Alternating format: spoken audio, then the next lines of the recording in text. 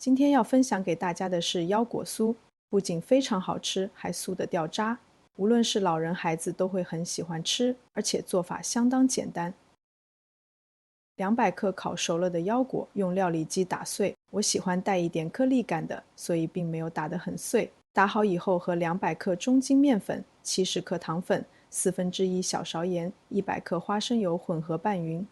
一开始你可能会觉得面团很松散，但只要稍稍用力一捏就可以成团。把面团分成15克一个，搓圆排放在铺了烘焙纸的烤盘上，略微压扁。这个腰果酥在烤的时候体积会变大，所以每个面团之间要留有一些空间。然后在每个面团上面放半颗烤熟的腰果，并稍稍用力压紧。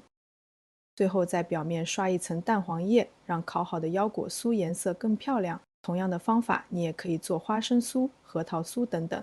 送进预热好的烤箱，170摄氏度烤15分钟，出炉晾凉就可以享用了。金黄的颜色真的很有食欲，而且腰果含有丰富的蛋白质、健康的脂肪和多种维生素及矿物质，有助于维持身体健康。酥到掉渣，真的很好吃。好了，今天的视频就到这边，非常感谢大家的观看。喜欢我的视频，请记得点赞、分享和关注我的频道。我们下次再见。